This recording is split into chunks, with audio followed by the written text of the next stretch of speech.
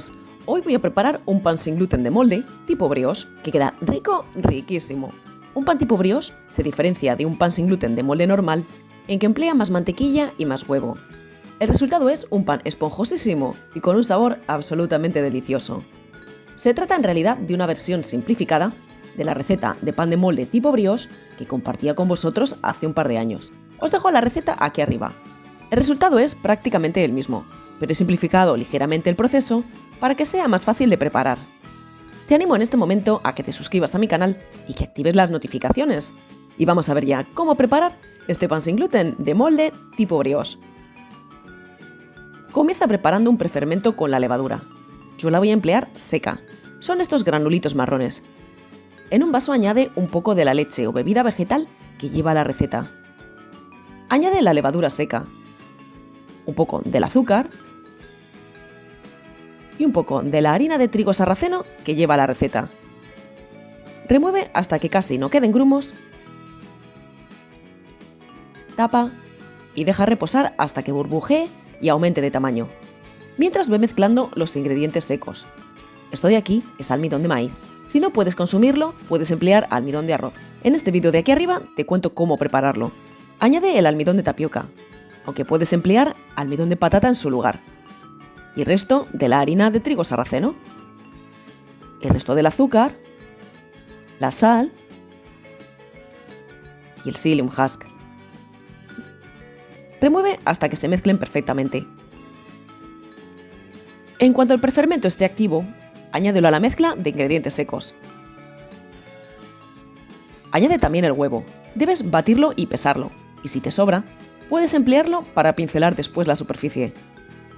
Añade también el resto de la leche o bebida vegetal y remueve hasta que todos los ingredientes se integren.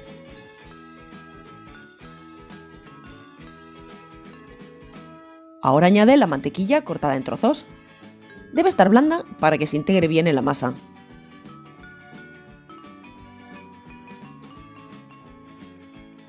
Remueve hasta que apenas se noten trozos de mantequilla y en ese momento añade la goma xantana. Remueve con cuidado al comienzo para que no se disperse en el aire y sigue removiendo después hasta que se integre en la masa.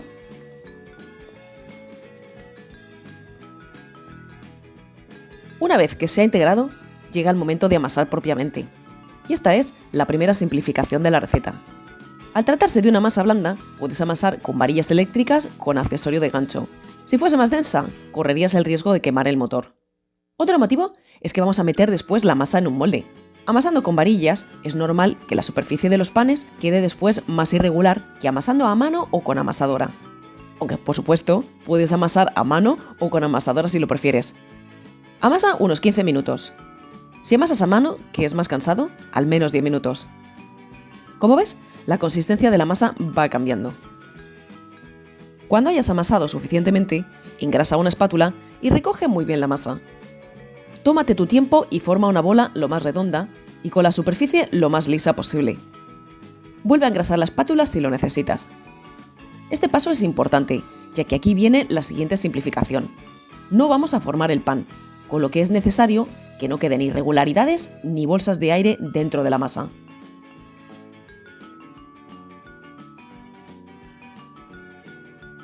Una vez que la tengas, forra un molde de horno. El mío tiene 20 por 10 centímetros.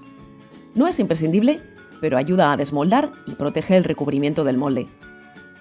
Como ves, yo doblo dejando un rectángulo con el tamaño de la base en el centro. Hago cortes en los lados opuestos, llegando a las esquinas de la base, y forro el molde.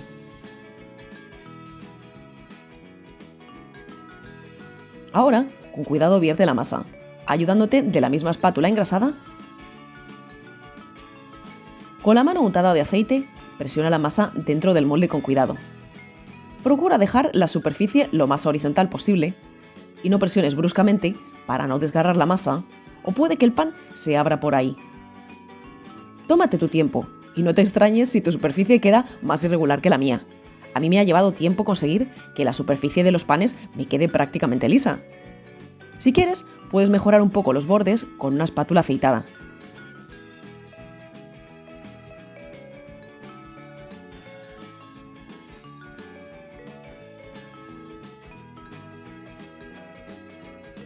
Cubre y deja reposar hasta que doble su tamaño.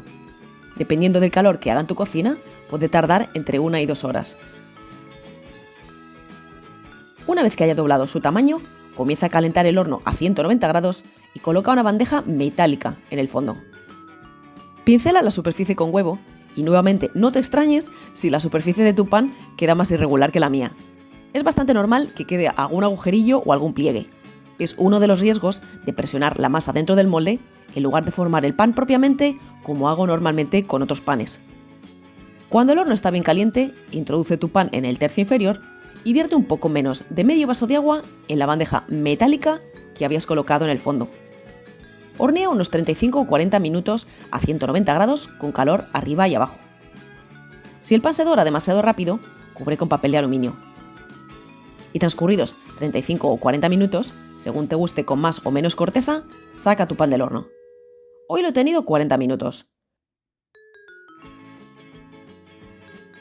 Sácalo inmediatamente del molde para que no condense la humedad en el interior y se ablande el pan. Por eso es muy útil forrar el molde con papel. Si quieres, puedes darle brillo a la superficie con un trocito de mantequilla. Deja enfriar el pan completamente antes de cortarlo para no estropear la miga.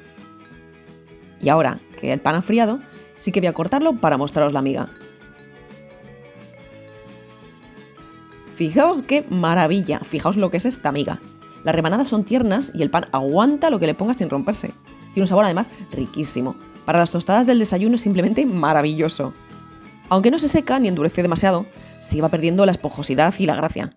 Así que salvo que lo vayas a comer en tostadas, es mejor que cortes en rebanadas y congeles lo que no vayas a consumir en 1 o 2 días. Y nada más por hoy. Yo voy a tomar unas tostaditas y espero que os animéis a preparar uno igual en casa. ¡Un saludo a todos!